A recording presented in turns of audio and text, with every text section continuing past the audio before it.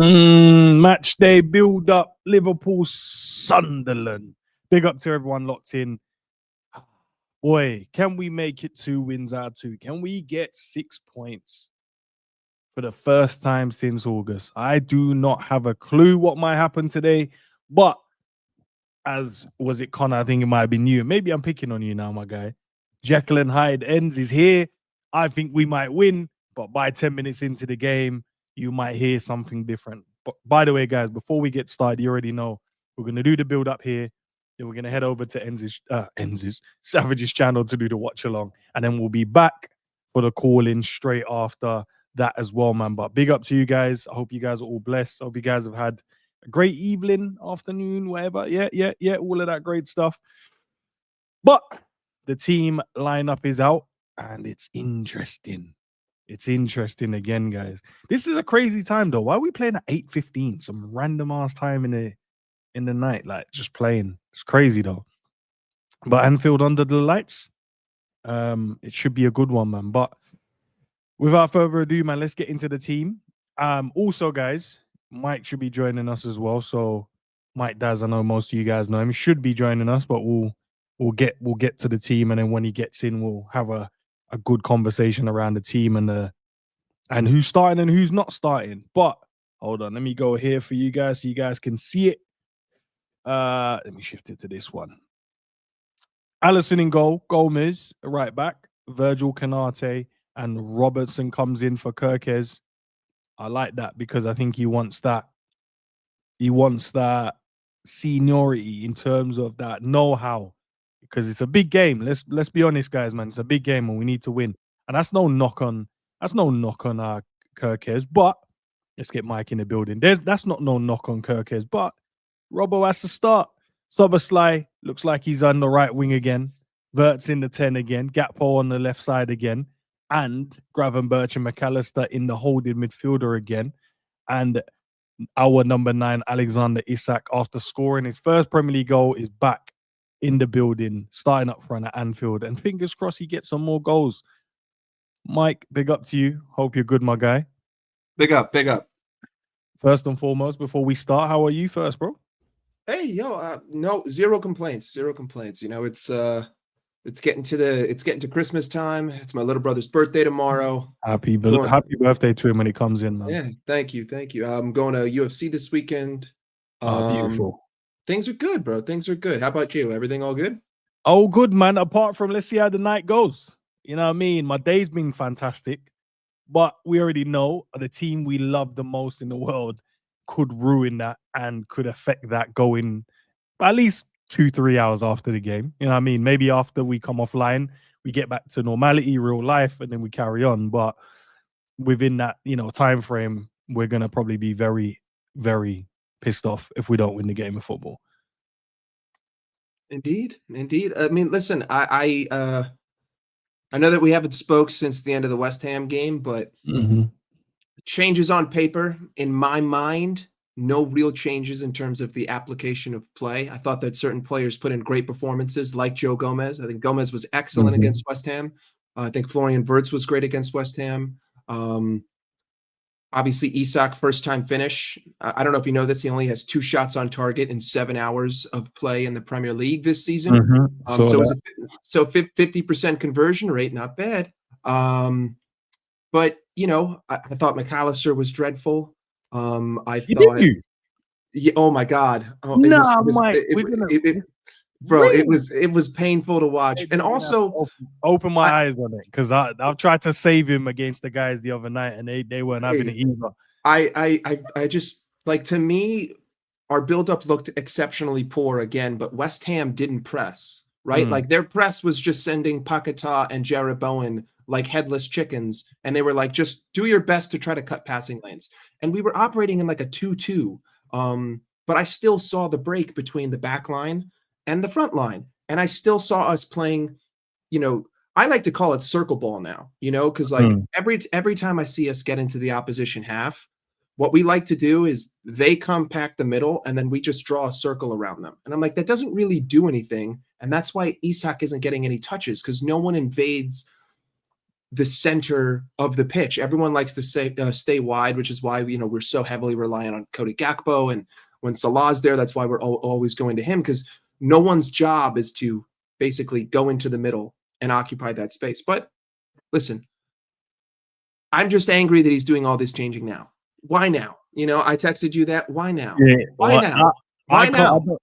Mike, I don't have an answer for you. But the big news again is Mo Salah is sitting on the bench for a second game in a row. Most people said he was going to start. I tend to believe he was going to start, but in the back of my mind, I still held reservations because I thought, I don't know. You won. Do you want to change it, my guy, or you want to keep the winning formula and see if that works? And lo and behold, he's gone, I'm keeping what I did in the last game. The only difference I'm going to do is bring in the more senior left back in there, because we need an extra bit of leader in there, because Sunderland have been moving to a lot of teams. They drew Arsenal and beat Chelsea. So I want all my leaders available in there. And but Mo Salah is not that. I don't know.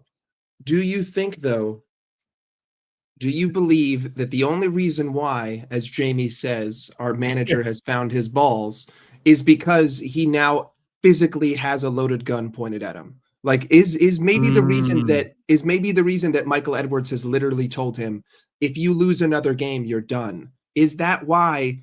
Because to me, it's like when you force someone to apologize to you. When I legally force you to give me an apology, I don't like it. It doesn't mean anything. These are just words that you're legally obligated to speak to me, and it doesn't matter if you mean it or not. And so to me, I'm like, would he have done this if a couple of those other games were draws? Would he have done this if there wasn't as much pressure? Would he have seen these problems? Because I've seen the way that he talks, and I don't think that he thinks that there's a whole lot wrong. I think personally he believes that we've been unlucky and hard done by, which I find to be criminally negligent. But again, it's nice. I just want to win games. I want to feel like this isn't a chore, because like I'm preparing to watch this and I'm like, I don't even want to do a watch along. This is going to be a chore to have to sit here and watch this. But you kind of have to bring that question, is he only doing this because someone's literally pointing a gun at him? I don't know. And is that a good thing? No, listen, he could be. You could be right, and he's generally just going, do you know what? My job is up now. They've said to me, I need to win these football games. And he's gone, what have I now got to lose? So now I'm just gonna do whatever, and let's see what happens, and maybe I can turn it around.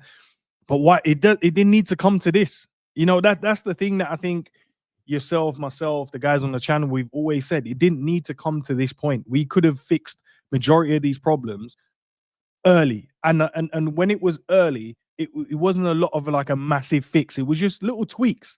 It was just, structurally, can we play in this way? Can we get players closer together so we can interchange in a more smoother way, instead of everyone scattergunning and running away from the ball, and then there just leaves a massive gap, and then letting the centre backs be in the sole purpose of our build-up play, instead of going, actually, what we do play with midfielders? Can we get them to do their jobs? Yeah. Can we get the midfielders to do midfielder jobs? Yeah, you guys can come deep, receive the ball, turn and play forward, can't you? Yeah. That's what we did. Everyone needs to drop deep. Everyone needs to drop deep. Not just the midfield. The front line's got to drop. Like, I just think the metaphor that I came up with the other day was, sometimes when you see someone, like, let's just use this, right? A piece of bread and some jam. There's two ways to eat it. You could either put the jam on the corner and have a nice, full bread, full jam bite, or you can spread it over the whole thing. Right now, to me, Liverpool spread it over the whole thing. And I just think that in this particular scenario, that's not efficient. You don't want to spread the jam. You want to concentrate the jam. And like, when I look at this team and I look at when we get into the attacking positions, we're so spread out. Like I pulled up a screenshot from the first half in my review. And I'm looking at the team, and I'm looking at the way that we're structured, and I'm thinking to myself, why on earth is Joe Gomez and Dominic Szoboszlai both occupying the right wing position? Why is my midfielder where Salah should be, and why is Joe Gomez where Salah should be? Why are we not condensing the pitch? Like, there's no need for a switch. There's no use for a switch. There's no need for any be in the right wing position at that moment. Joe, just back up a little bit, and Szoboszlai drop into the middle, and then pick your sides. I don't think that we have the kind of team right now where we have the luxury of being able to just switch the play. So you know what? Ditch that whole idea and just concentrate on whatever side of the pitch that you're on. I think little fixes like that compound, build confidence, and then you become the kind of team that can spread it out a little bit more. But I don't think that we're there yet, and I don't think that we have the profile of players to play like that. I mean, Cody Gakpo's not going to play a switch. Mohamed Salah might, but how often is Cody Gakpo going to be open for it? I don't have Trent in the team anymore. Virgil van Dijk, he can play the diagonal, but it's his job to go direct when we can't build up. It's not his job to go direct every time we have possession. Anyway, I'm just rambling, but that's just something. No, it's all good, bro. It's something that I keep noticing. And if the midfield was in midfield, we'd look a lot better in build up. It's never. Listen, you're not rambling, mate. It's you just saying what you see, and there's a lot of clear points there that I 100% agreed with. But looking at the bench, Mike, the bench, Kirkez you got on there, Chiesa is always on the bench. Jones is on there, Ekitike is on there, Salah's on there, Trey's on there, Rio's on there, Endo's on there, and Marmonashvili. So you look at that bench, and for me, it feels. I'm going to use the word strong, but I'm going to use the word strong lightly. Because I feel like you've got a Salah in there, you've got an Ekitike on there, Chiesa on there. That's 3 attacking players you can bring on. Midfield options are probably going to be the bit where it's light. You got Jones, but then you've got an inexperienced Trey there, but you don't know how good he can be if you don't play him, I guess. Give him the opportunity to go and spread his wings. And then you've got, Rio that I think should be playing so much more football.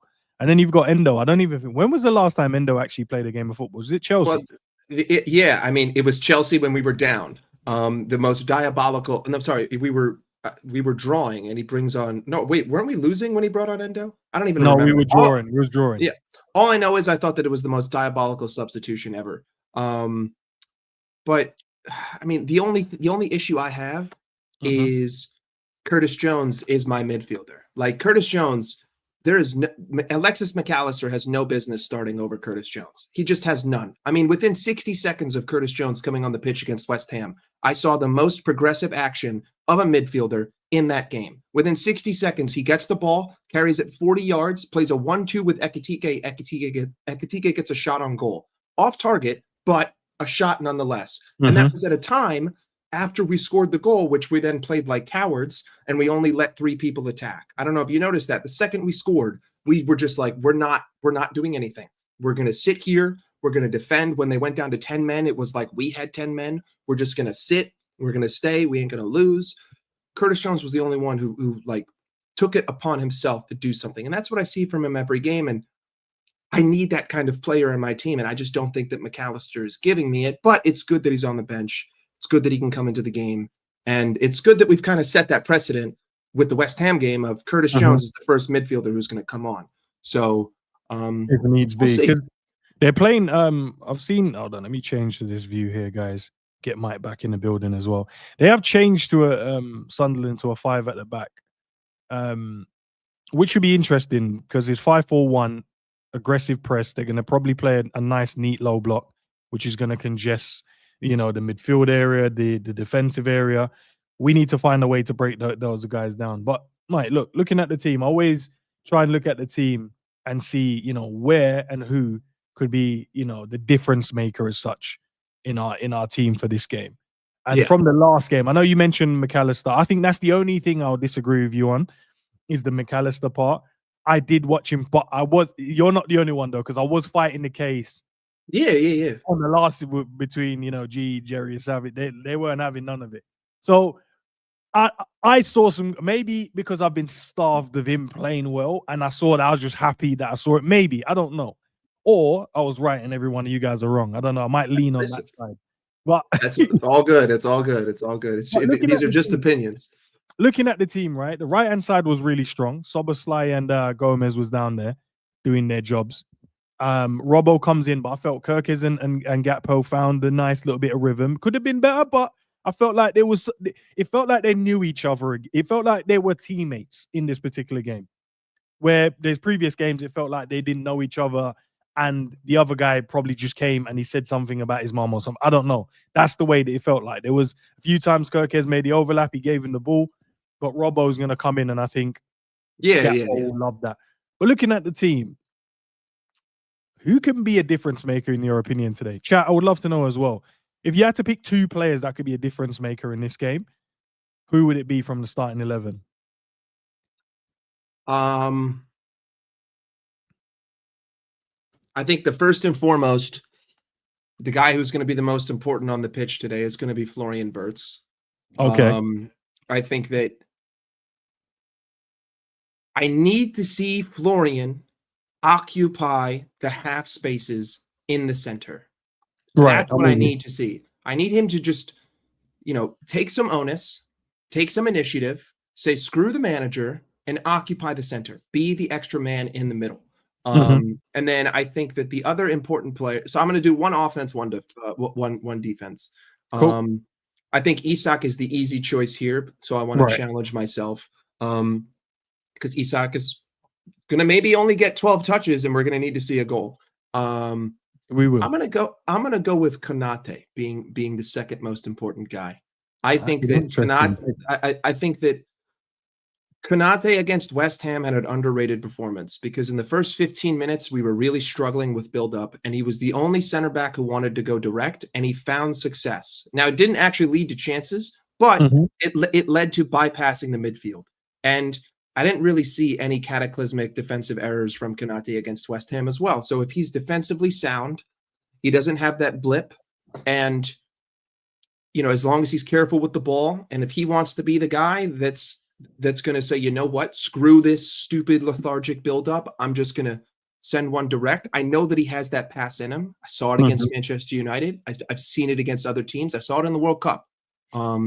Last game as well, Mike. Would you not say last game his progressive passes was great as well? I've never been a guy. I have been Konate's biggest defender with his on-ball abilities. People think that he's the worst thing ever.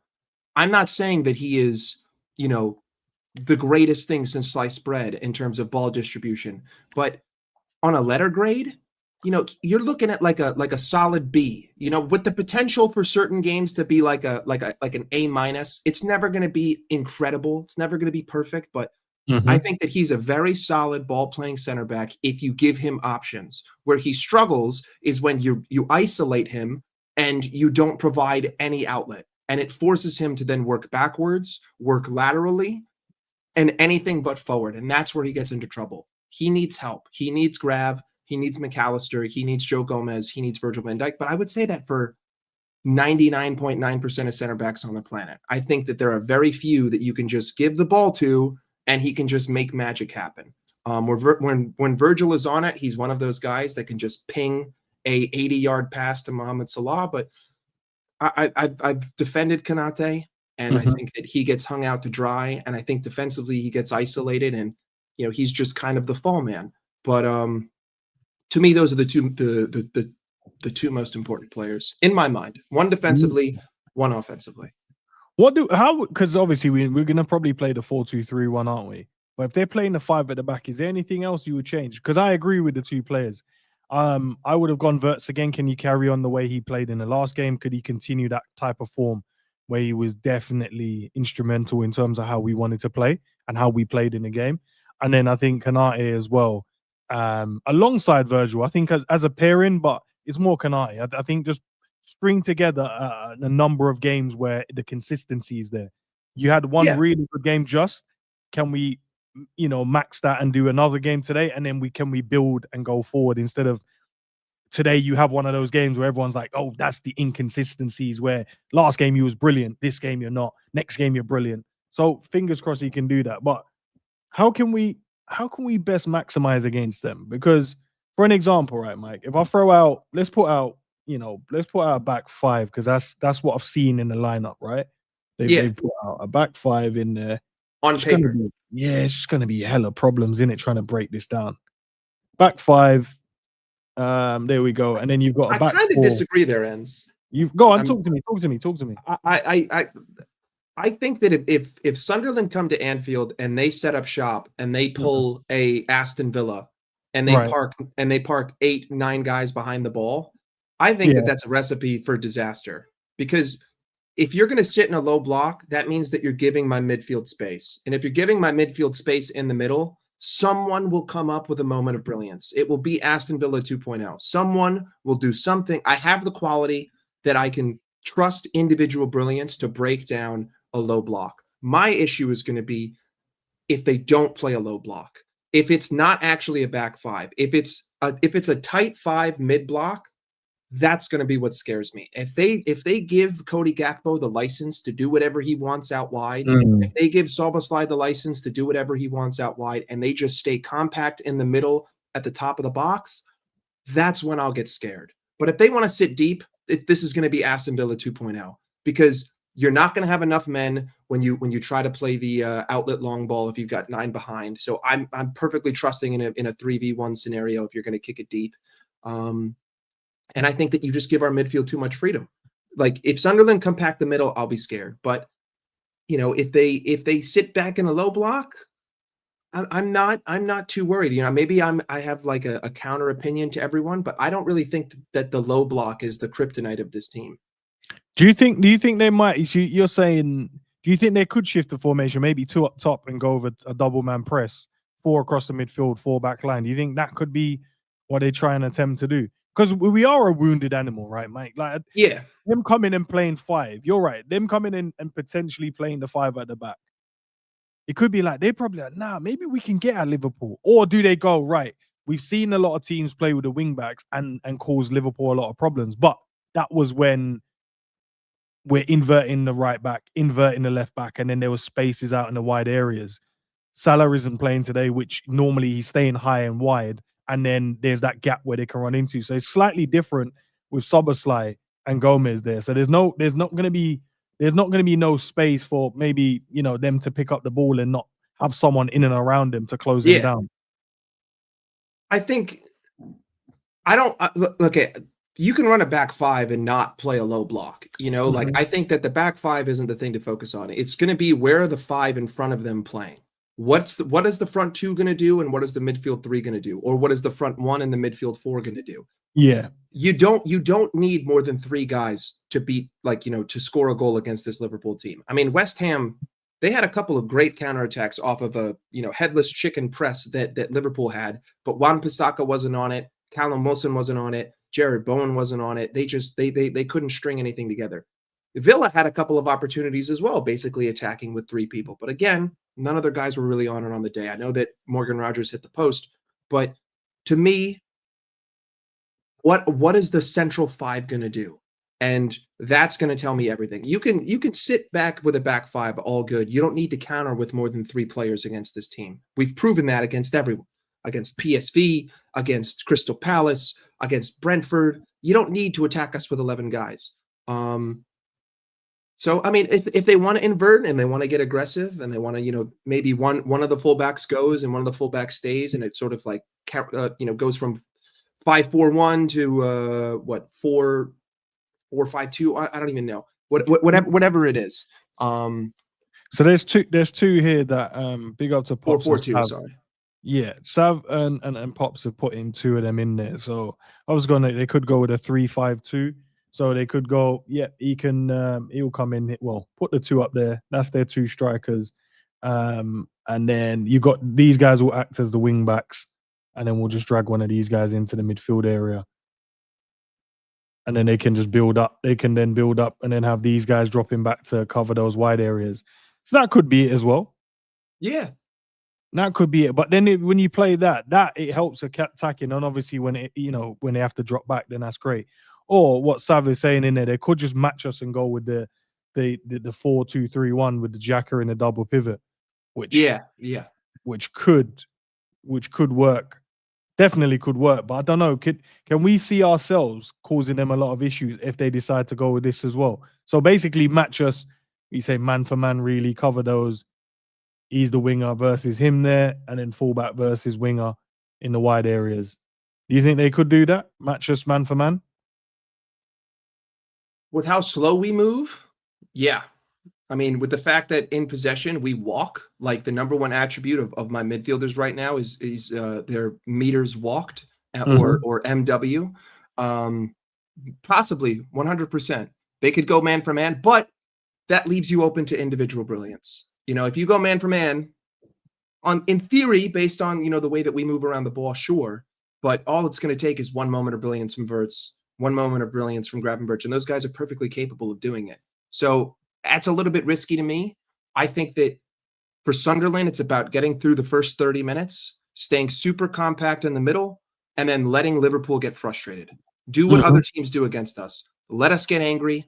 Wait for Virgil van Dijk to start emoting. Wait for Dominic Szoboszlai to start pointing back to Allison. Wait for McAllister to start, getting. I mean, there was a moment I highlighted it. I think it was like the 55th minute. Gravenberch was carrying the ball in the midfield, and he literally pointed both of his arms at the ball. Like, he has the ball.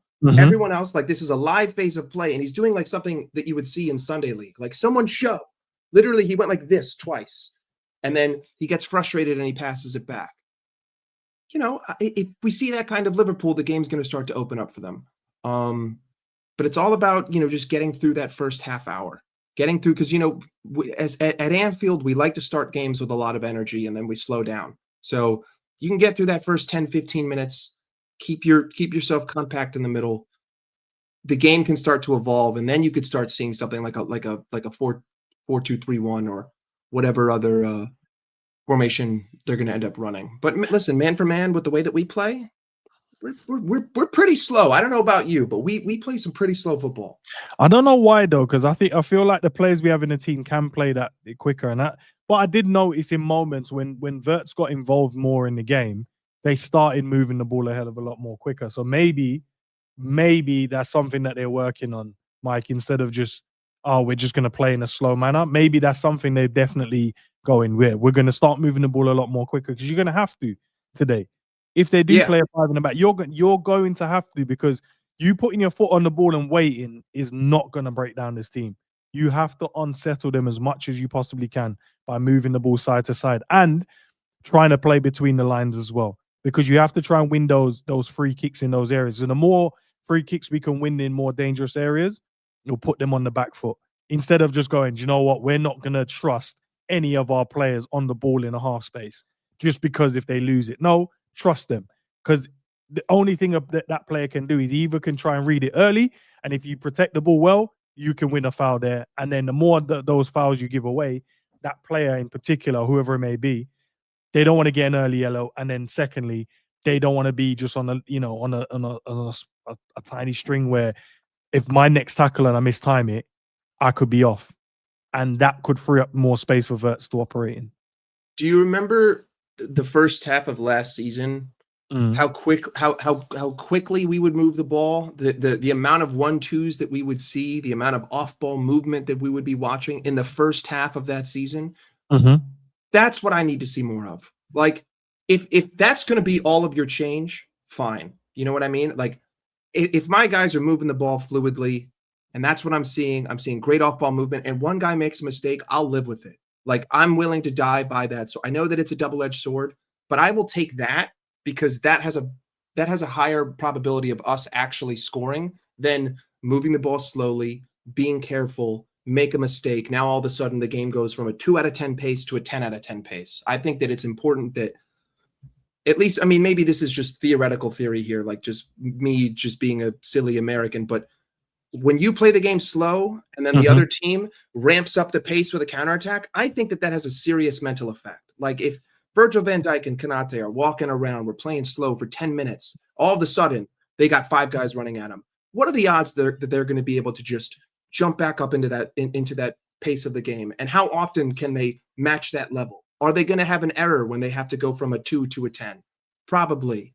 So I need to see quicker movement, even if it's leading to nothing. Just move the ball with more emphasis.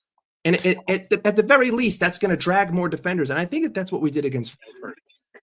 We had much better off-ball movement. I want to say, like, it's Sunderland, and we should be going out there and causing them hella problems, especially being at home as well. And I don't know why. Like, it feels like, like they're the team that, they're the team that's in the ascendancy. They're the team that should be winning this game, and we're like, whatever we get, we should kind of take. We can get a draw, And I'm like, nah, we should be going at this and going, it's Sunderland though. Yeah, but they're good. Sunderland I are 22 know, points. but the moment you give them, the moment you're giving them that, I don't know, you can give them credit, and you can also give them that respect when you're on the pitch with them. But before you step into, you can't just be like, oh my God, I'm so worried. Like, no, go and do what you need to do. Because I am going to say, I'm pretty sure that they're worried about our players just because of the players. Maybe not on form and how we're playing, but they kind of know, yeah, these players, if they do put it on today, they can be very dangerous and we can find ourselves out of a game real quickly. But I do get it. We have not been at our best at all so far this season. But in the last game, I felt like, yep, that was good. You're right. West Ham didn't press us as much, and I'm sure Sunderland's going to press us even more. But at the same time, they could, like what we just said, they could sit in a low block and give us the ball, which I don't think is the right move. I'm just saying. I think that teams that respect Liverpool are the only teams that have found themselves losing to Liverpool this season. I think that the teams that have disrespected us, the teams that don't play football against us, those are the teams that have come through and gotten results time and time again. And, in a sense, I think that Liverpool have been respecting other people too much. And I think that Liverpool have been too pragmatic. And I think that, something that maybe not a lot of people are talking about is I think that Arne Slot is just too cautious. Like he's too afraid of someone getting hurt. He's too afraid of someone making a mistake. He's too afraid of losing control. You need a little bit of chaos, right? Like, I don't want to watch slow play because you don't want to watch guys lose fitness. I don't care. That doesn't matter. It's a part of the game. Get over it. Move on. Just don't get hurt on the training pitch. That's all I ask. If you get hurt in the game, you get hurt in the game. But I just think that our team is playing scared, if that kind of makes sense. Like, maybe the most common theme that I see is that no one wants to take the risk. No one wants to fail. No one wants to get hurt. Just let go of control. Just a little bit. Take your hands off of the control button and just let chaos ensue a little bit, because you need that. And I think that that's where a lot of these players will end up thriving. And I think that that's where creativity thrives the most, in chaos, not in structure. So we'll see. Mike, what about then? Yeah. Let's talk about, because this is a big one, right? Salah got dropped in the last game.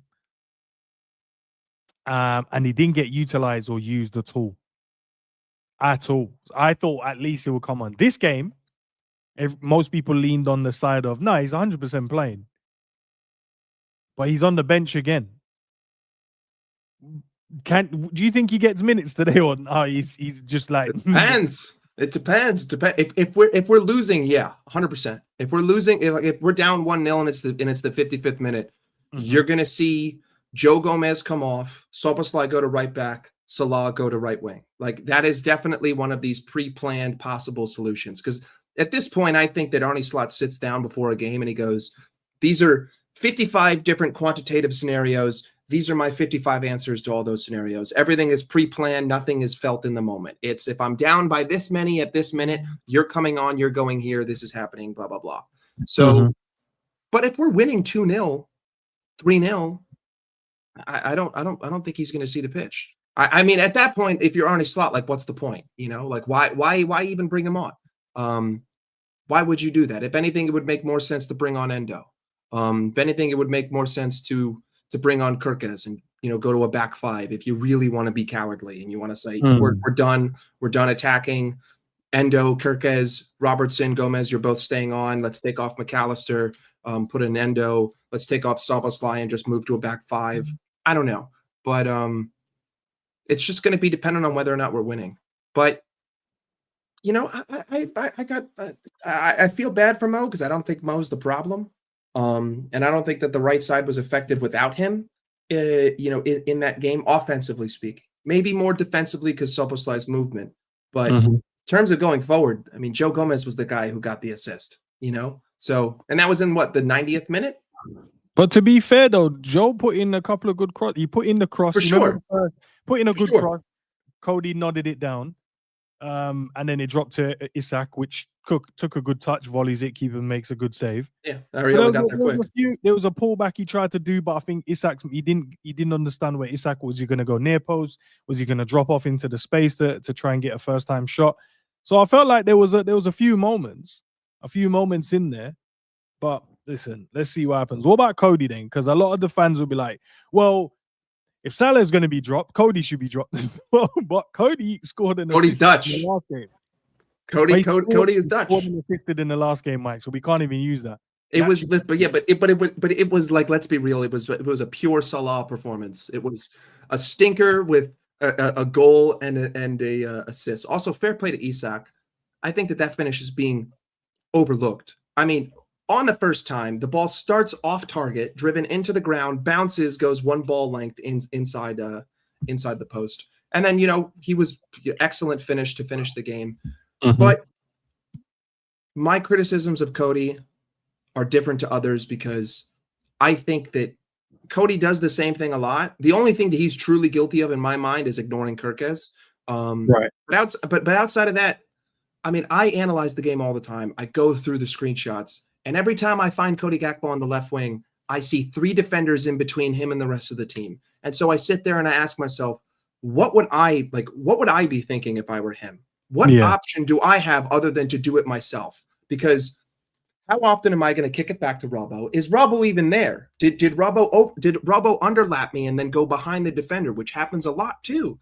If Robertson is there, Robertson loves to underlap, not overlap. And when he underlaps, the midfielder simply just clogs that passing lane. And then Robbo kind of finds himself in limbo. So, we all look at, I think Cody is another victim of end product analysis. Everyone's just looking at the last passage of play and saying, oh, cut in and 20 yards over the bar, you're terrible. But they're not sitting there and asking themselves, what other option did he have but to cut in and try to do something himself? Because I don't know about you, but Cody Gakpo ain't the guy that's going to consistently break the lines with a pass through 3 different defenders.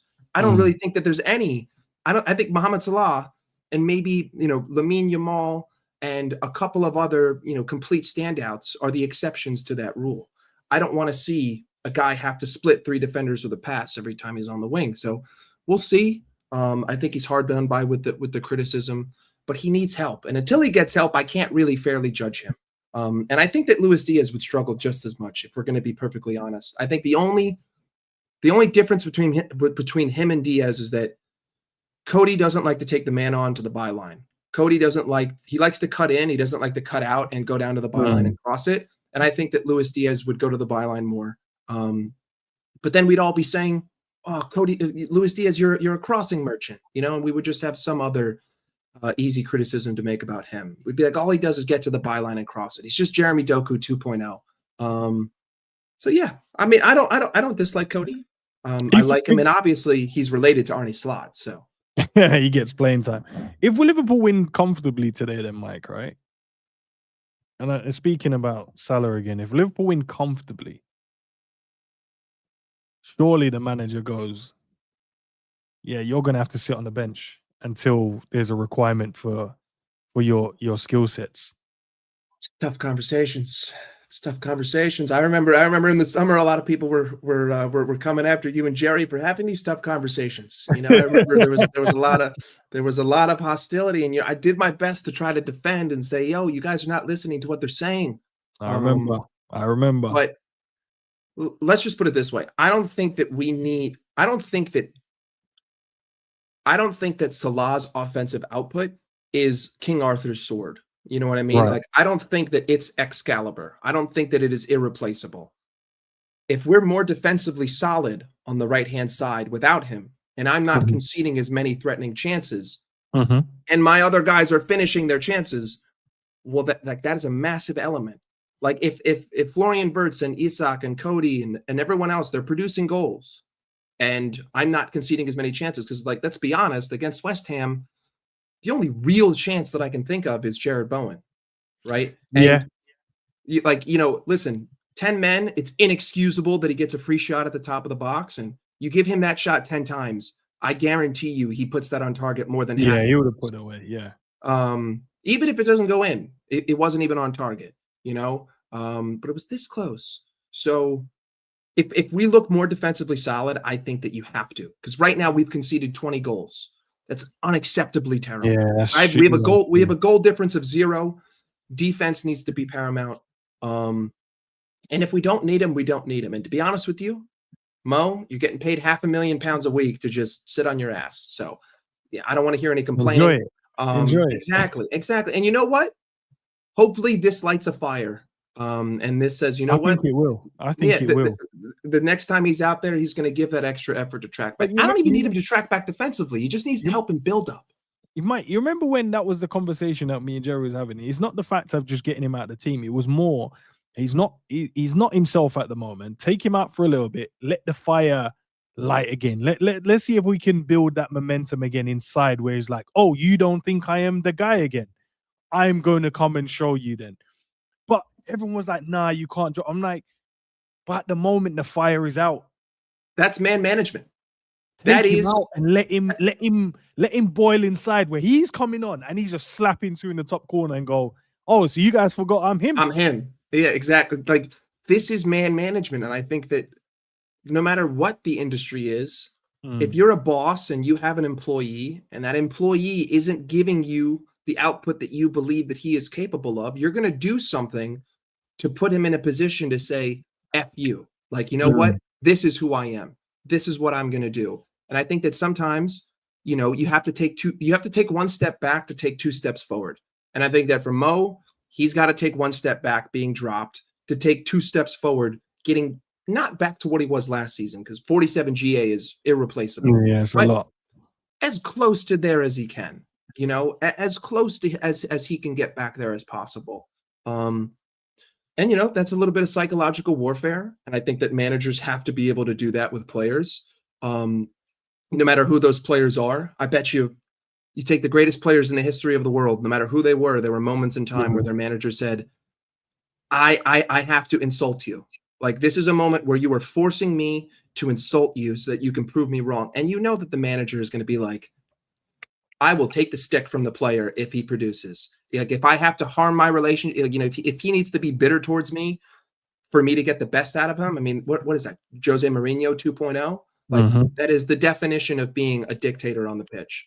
And that's kind of what we need to see at a Slot. You know, we need to drop the arrogance and become a dictator, if that makes sense. On the pitch. No, listen, I agree. He just needs to, I won't even use the word man up, but he just needs to just go, you are the manager of Liverpool Football Club. You're not these, like, yes, you can be close with them, but you're not their brethren, bro. You have a job to do. And your job is to get the results and get the best out of the players you have at your disposal. And I felt like he went away from that a little bit. And now, in the last game and then going into this one, I feel like maybe can we find some consistencies now? Because I think if he gets the win here and we win comfortable, another 2-0, a clean sheet, 1-0, 2-0, 3-0, whatever it may be, and he wins and something to build on, I can see him just sticking with this team. And then he goes, you know what? If there's injuries or if there's any, you know, adjustments needed, that's when I'll shift and put players in. But think about being a hell of a lot more defensively sound first, and then we can build from that position. What about Alexander Isak, bro? He's starting again. I did see a stat, but I don't know if it was true or not. He was just scrolling through, see it. I thought, okay, interesting. And maybe the chat can help out. Maybe, I don't know if you've come across it, Mike, and you probably know. But apparently he only scored 4 goals at this point last season for Newcastle. At the moment, he's on 2 for Liverpool. And then he ended up finishing on 27 goals for Newcastle. So I'm like, yeah, if we minus the 2 he's not on right now, then he finishes on 25. That's not bad for a season. 25 goals. I haven't seen that stat. The stat that I saw was 2 shots on target in 7 hours. The stat that I see every week is 13 touches, 14 touches, 18 touches. Again, I'm not a ball watcher. I like to look at what everyone who doesn't have the ball is doing. And a lot of the times Isak's just isolated and, you know, we're favoring the wings. And it's like, if you're doing that, your striker's not going to get a lot of touches. Your striker needs someone in the middle to provide 1-2s, triangles, runs, dummy runs, drag defenders. That's the way that he's going to get space. Obviously Newcastle play differently because if you watch a lot of his goals, they came in transition. He's a transition killer, but you know, you're not going to get that many opportunities in transition when you dominate the ball like Liverpool do. And when teams sit off Liverpool and teams let Liverpool control possession. So it's not really on him. Like I don't blame him. I blame the midfield. Like it's the midfield's job to get the front line involved, and the buck stops with the midfield three. And until that changes, I can't really give a fair analysis to Isak. And Right.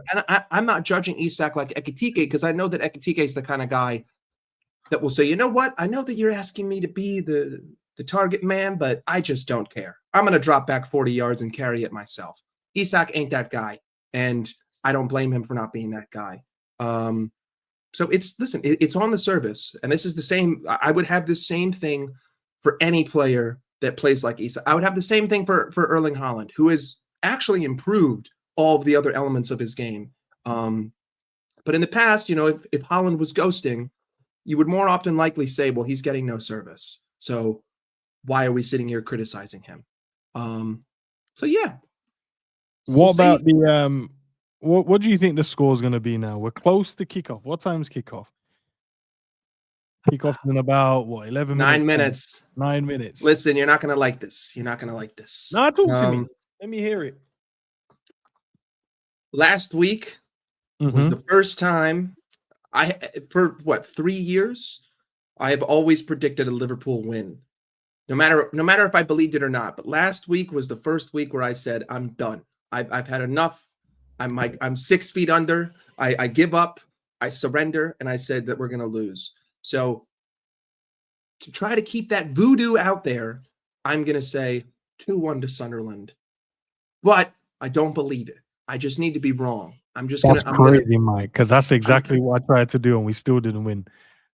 And that was the previous. It worked. Smoked by Forest, the 3-0. All right, it worked for you. If it works for you, bro, run it again. As I said, the guys call me Jekyll and Hyde. When I do the build up, I get really gassed about the game. 10 minutes in, I'm just like, yeah, okay, we're back here again. But I think we're gonna win this one. I actually think we're gonna win this one. I think if I had to put a result on it, chat, I want to know what your result is. I've already seen that Connor's put his one in there, 0-0. I think we go with a 2-0 win.